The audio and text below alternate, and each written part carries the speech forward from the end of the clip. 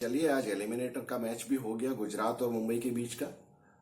Eliminator मतलब playoffs का दूसरा मैच। और डिजर्विंगली दोनों टीमें जो बहुत अच्छा खेल रही थी वही फाइनल में पहुंची है।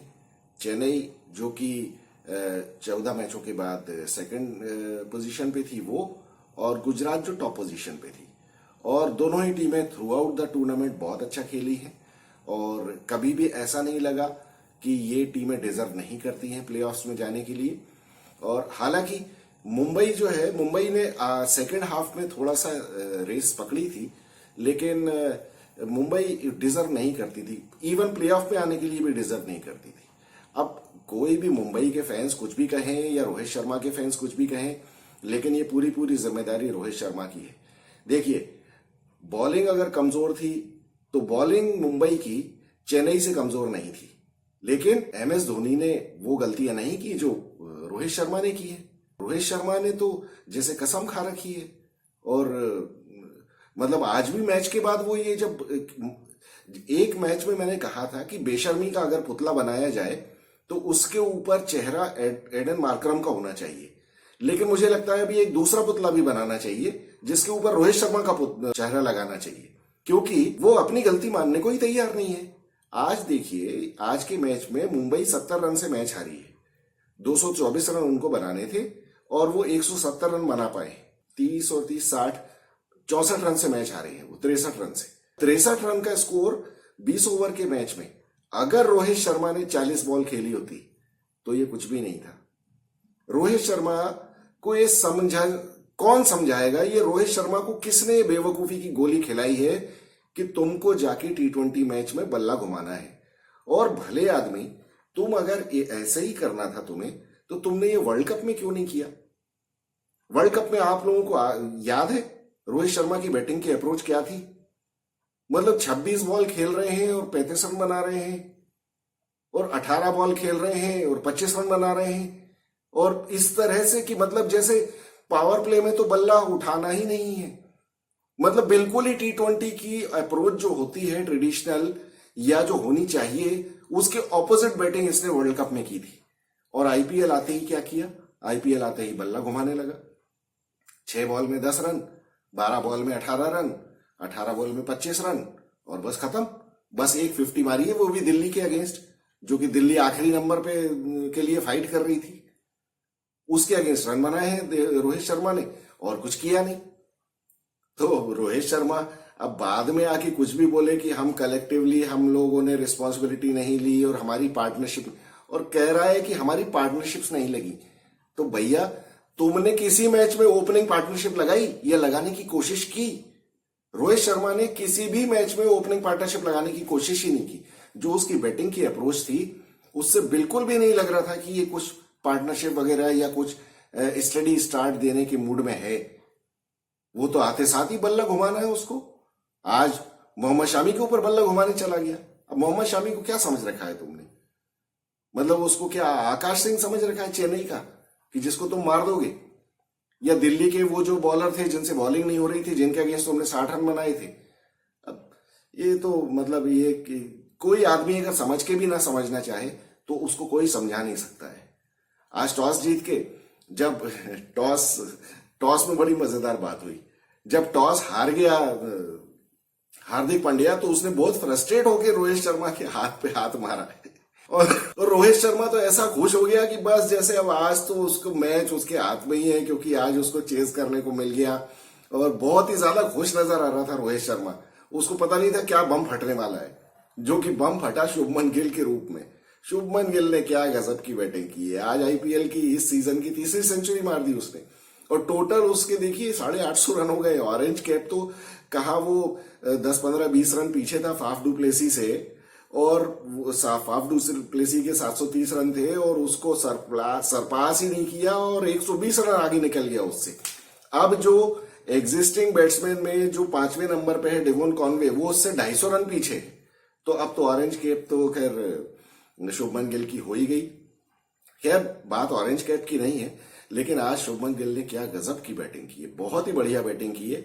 और देखिए, कोई कुछ भी कहे, हालांकि शुभमन गिल ने भी कहा कि विकेट आसान था, विकेट आसान नहीं था। आज Shubman Gill actually he was playing like a man possessed. जिसको कहते हैं ना कि जैसे कभी माता आ जाती है कभी किसी के ऊपर, उस तरह से शुभमन गिल ने बैटिंग की है आज। तो बहुत ही डिवाइन बैटिंग की है उसने, बहुत ही गजब की। और सबसे बड़ी अच्छी चीज उसकी ये लगती है वो टेक्निकली करेक्ट खेलता है, वो कोई बदतमीजी का शॉट नहीं मारता है। और सिर्फ चेन्नई के अगेंस्ट उसने 2 रिवर्स स्वीप ट्राई किए थे, वो भी तब जब ये इससे विजय शंकर से कुछ हो ही नहीं रहा था। सॉरी, विजय शंकर ही था या कौन था उसके साथ बैट्समैन, मुझे याद नहीं है अभी। लेकिन जब वो फंस रहे थे तब शुभमन गिल ने 2 रिवर्स स्वीप मारने की कोशिश की थी। उसके अलावा इसने पूरे टूर्नामेंट में कोई उल्टा सीधा शॉट नहीं मारा है, पूरे टेक्निकली स्ट्रेट बैट से और बढ़िया शॉट लगाते हुए ये खेला है। मुंबई के साथ जो पिछला मैच हुआ था उसमें ये जो एक शॉर्ट आर्म वाला जो ये मिड विकेट की तरफ ये जैब मारता है, उसमें आकाश मधवल की बॉल इससे मिस हो गई थी, वो स्पीड की वजह से मिस हो गई थी, तो ये बोल्ड हो गया था। अदरवाइज ये उसने शॉट बराबर खेला है इस सीजन में और बहुत रन बनाए हैं उसके ऊपर। तो आज तो सारा बदला निकाल लिया उसने। आकाश मधवल को तो ऐसा धोया है उसने, और आकाश मधवल ही क्या, सभी को धोया है, सारे बॉलर्स को। मतलब 3 बॉलर्स के तो 50 के ऊपर रन गए हैं। आज जेसन बेरेंडॉफ ने बहुत अच्छी बॉलिंग की, 4 ओवर में 28 रन दिए, जबकि सामने वाली टीम ने 223 रन बनाए, 233 रन बनाए। और एक बहुत ही बढ़िया बैटिंग शुभमन गिल ने की। और पहला विकेट जो इनका साहा का गिर गया था, क्योंकि देखिए शुरू में बॉल बिल्कुल बल्ले पे आ नहीं रही थी, इन लोगों ने काफी संभल के खेला और इन लोगों के 6 ओवर में 40-50 रन ही थे पावर प्ले में। और साहा को बहुत बिल्कुल भी खेलना, उसको बल्ले पे बॉल नहीं आ रही थी। हालांकि उसने कुछ कोशिश करके और वो मैन्युफैक्चर करके 2-1 चौके लगाए उसने, लेकिन वो आउट हो गया। और उसके बाद साई सुदर्शन ने बहुत बढ़िया बैटिंग की है, कोई कुछ भी कहे। देखिए उसने 30 बॉलों में 40-42 रन बनाए, और वो बहुत, मतलब शुभमन गिल के कंपैरिजन में अगर देखा जाए तो वो स्लो खेला, लेकिन उसने शुभमन गिल का बहुत अच्छा साथ दिया। और आते साथ ही उसने जो पहली बॉल पे कवर ड्राइव मारा था, वो he is a real class Sai Sudarshan.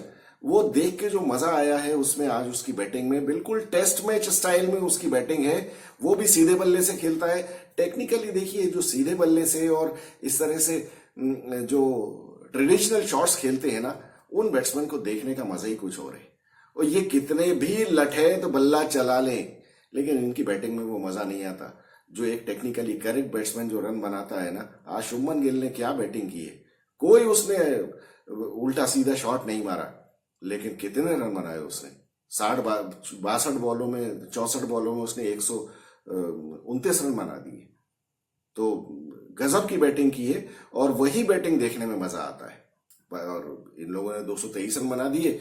इसने आखिर में हालांकि थोड़ा सा स्लो हो गया था ये साई सुदर्शन, तो उसको रिटायर हट कर दिया। आके फिर इसने अपने पांड्या ने 10 बॉलों में 28 रन बना दिए, और इसने अपना राशिद खान ने आके एक चौका वौका मार दिया, तो टोटल 233 हो गए। हालांकि देखिए शुभमन गिल जो 16वें ओवर में आउट हुआ है, उसके बाद मुंबई के बॉलर्स को समझ में आया कि हमको यॉर्कर भी करना है, और तब उन्होंने जाके यॉर्कर फेंकना शुरू किया, जिसकी वजह से इनके आखिरी में रन कम बने। अदरवाइज इनके तो 16 ओवर में बहुत सारे रन बन गए थे। 16 ओवर में 180-190 रन बन गए थे, और इनको तो 250 रन तक जाना चाहिए था। आज देखिए सारे लोग ये कह रहे हैं कि मुंबई ने 25 रन ज्यादा दे दिए, जबकि मुझे लगता है कि मुंबई ने 25 रन कम दिए। एक्चुअली गुजरात का स्कोर 250 होना चाहिए था। कोई माने ना माने इस बात को, लेकिन मुंबई ने 25 रन कम दिए। गुजरात जिस तरह से बैटिंग कर रहा था उस हिसाब से तो इनको बिल्कुल 250 के ऊपर जाना चाहिए था। लेकिन आखिरी में इन लोगों को समझ में आया कि अब हमको यॉर्कर करनी, तो यॉर्कर की इन लोगों ने, तब जाके उनके रन थोड़े से रुके हैं। अदरवाइज ये तो बहुत ज्यादा स्कोर हो जाना चाहिए था इनका। बाद में जब मुंबई की बैटिंग आई, रोहित शर्मा ने फिर वही अपनी बदतमीजी शुरू कर दी, बदतमीजी से आउट हो गया वो। और आज तो इनको एक बदकिस्मती से वो ईशान किशन का झटका लग गया, जो उसने वो बेवकूफ, क्या नाम है उसका, क्रिस जॉर्डन की भी जिंदगी हो गई खेलते हुए, बुढ़ापा आ गया, उसको बॉलिंग करनी नहीं आई। लेकिन सारे लोग, शुभमन गिल जिस टाइम मार रहा था, एक भी मैंने स्लोअर बॉल नहीं देखी। किसी आदमी ने ना तो स्लोअर फेंकी है, किसी आदमी ने यॉर्कर नहीं फेंकी है। और मैं हमेशा कहता हूं जब ये इतने बड़े बड़े ग्राउंड्स हैं, देखिए बड़े ग्राउंड्स में हमेशा बॉलर को स्लोअर बाउंसर यूज करना चाहिए, और वो बाउंसर जो कि बैट्समैन को बिल्कुल भी जगह ना दे शॉट खेलने के लिए, उसकी बॉडी के ऊपर होना चाहिए स्लोअर बाउंसर। अब जब बॉडी के ऊपर बॉल आएगी और स्लो होगी वो, तो बैट्समैन को पूरी अपने हाथ से ताकत लगानी पड़ेगी शॉट को मारने के लिए, बाउंड्री के बाहर भेजने के लिए। वो शॉट बहुत डिफिकल्ट हो जाता है। लेकिन वही बॉल अगर बाहर होगी ऑफ स्टंप के या लेग स्टंप के बाहर होगी, उसको तो छक्का मारना बहुत ही आसान काम हो जाएगा। इसलिए बॉडी के ऊपर स्लोअर बाउंसर, लेकिन किसी ने भी ट्राई नहीं किया, कोई भी ट्राई नहीं कर रहा है। छोटे ग्राउंड्स पे आप उल्टे सीधे शॉट भी मारोगे तो वो शॉट छक्के चौके लग जाते हैं उसमें। लेकिन बड़े ग्राउंड्स में तो बॉलर के पास काफी मौका रहता है, जो कि बाद में देखिए मोहित शर्मा ने क्या किया। मोहित शर्मा वही करता है, स्लोअर बॉल फेंकता है, नकल बॉल फेंकता है, वो सब कुछ करता है। और आज तो खैर उसके पास एडवांटेज ये था कि वो तो 233 रन का स्कोर डिफेंड कर रहा था, उसमें क्या है, उसमें कोई बड़ी बात नहीं है। और जब वो स्लोअर बॉल करता है तो फिर बैट्समैन को अपने हाथ से ताकत लगानी पड़ती है ग्राउंड के बाहर फेंकने के लिए। और ग्राउंड छोटा नहीं है, 70-75 मीटर की बाउंड्री को क्रॉस करना आसान काम नहीं है। अगर बॉल स्लो हो, अगर वही बॉल आप 140 की स्पीड पे फेंक दोगे, बैट्समैन छक्का मार देगा उसको। तो इस वजह से ये मुंबई ने बहुत बड़ा ट्रिक मिस कर दिया। और रही सही तो कसर रोहित शर्मा ने शुरुआत में ही उल्टे सीधे शॉट मार के, और वो ईशान किशन का इनका खराब हो गया काम। बाद में सूर्या को मोहित ने आउट कर दिया, क्योंकि देखिए सूर्या, अब रोहित शर्मा बाद में जब कह रहा था हमारी पार्टनरशिप नहीं लगी, तिलक वर्मा और ये बहुत अच्छा खेल रहे। तिलक वर्मा ने बहुत अच्छी बैटिंग की, 14 बॉल में ही उसने 42 रन ठोक दिए। और उस टाइम तो ऐसा लग रहा था कि अगर ये ज्यादा टिक गया तो ये ले जाएगा गुजरात के स्कोर के पास। लेकिन वो अनफॉर्चुनेटली आउट हो गया, क्योंकि देखिए ऐसे मारने में फिर रिस्क भी रहती है। और दूसरी बात यह है कि उनको तो मारते ही जाना था, उनके पास रुकने का टाइम ही नहीं था, क्योंकि एक तो 2 विकेट इनके पहले ही गिर चुके थे, और फिर उसके बाद इनके पास कुछ था नहीं। क्या करते ये लोग, नेहाल वडेरा भी आज नहीं चला, और आपका रोहित शर्मा तो हमेशा की तरह नहीं चलते हैं। और रोहित शर्मा बोल रहा है कि हमारी तो गलती ये हो गई कि हमारी कोई पार्टनरशिप नहीं लगी। पार्टनरशिप लगाने की तुमने कप्तान होके भी कोशिश नहीं की, तो पीछे वालों से क्या उम्मीद करते हो? वो विकेट भी बचाएंगे और रन भी बनाएंगे, सभी कुछ वही करेंगे, तो तुम क्या कर रहे हो फिर यहाँ? कौन समझाएगा ये रोहित शर्मा को? तो सूर्या भी आउट हो गया। फिर उसके बाद कैमरून ग्रीन आया, आज 20 बॉल में 30 रन बनाए उसने। देखिए विकेट अगर आसान होता, सारे लोग कह रहे हैं कि विकेट आसान है। क्यों कह रहे हैं? क्योंकि शुभमन गिल ने ऐसी बैटिंग की, शुभमन गिल ने ऐसी बैटिंग की, और शुभमन गिल ने खुद ने अपने इंटरव्यू में कहा कि विकेट बहुत आसान था, लेकिन विकेट आसान नहीं था। आज शुभमन गिल ने एक्सेप्शनल बैटिंग की है, लेकिन उसकी देखा देखी सारे कहने लगे कि विकेट आसान था, विकेट में बहुत सारे रन थे। अरे रन थे तो आप बाकियों ने क्यों नहीं बनाए? किसने बनाए? सूर्या ने सिर्फ 60 रन बनाए, बाकी किसने क्या बनाया? तो अगर इतना ही आसान विकेट था तो कोई दूसरा भी 80 रन बनाता, कोई तीसरा भी 80 रन बनाता, 100 रन बनाता। चलिए 100 नहीं बनाता तो 2-3 बैट्समैन 70-70 रन बना सकते थे, अगर इतना ही विकेट आसान था। लेकिन विकेट आसान नहीं था। और जब ऐसा विकेट होता है तो मुझे बहुत खुशी होती है ये लठैतों की लाचारी देख के। लठैत कौन? कैमरून ग्रीन और टिम डेविड। विकेट आसान नहीं था, इसीलिए इनके बस का कुछ नहीं आया। आज इनसे बैटिंग ही नहीं हुई। और वो तो कैमरून ग्रीन के तो हाथ में बॉल मार दी हार्दिक पांड्या ने। और मुझे तो लग रहा था कि ऑस्ट्रेलिया में, वहां पे ऑस्ट्रेलियन टीम जो इंग्लैंड में अभी बैठी हुई है इंडिया का इंतजार करते हुए, उनकी तो सांस ऊपर के ऊपर रह गई होगी कि अब तो ये हो गया कबाड़ा है इसका। लेकिन वो तो उस मैच में कुछ बचा ही नहीं था। बहुत बढ़िया हुआ कैमरून ग्रीन और टिम डेविड ने रन नहीं बनाए, क्योंकि ये लोग जब रन बनाते हैं तो मुझे बहुत ही अनफेयर लगता है। और बैटिंग फट्टे विकेट पे ये लोग खूब बल्ला घुमाते हैं, मुझे बिल्कुल मजा नहीं आता इनकी बैटिंग देख के। और जब बॉलर को कुछ मिलता है तो मुझे हमेशा खुशी होती है। तो बहुत बढ़िया मैच हुआ, मुंबई डिजर्विंगली हार गई और जीटी डिजर्विंगली जीत गई। अब संडे को बहुत मजेदार मैच होगा, आप देखना है। देखिए मुझे ऐसा लगता है शुभमन गिल की कंटिन्यूअसली ऑलमोस्ट कंटिन्यूअसली 3 सेंचुरीज हो गई है, बीच में एक 40 रन का स्कोर था उसका, ठीक है, क्योंकि उसके पहले उसने 2 बैक टू बैक सेंचुरीज मारी थी। फिर उसके बाद चेन्नई के अगेंस्ट 42 रन बनाए उसने, जिसमें फंस के खेला वो, और आज फिर उसने सेंचुरी बनाई है।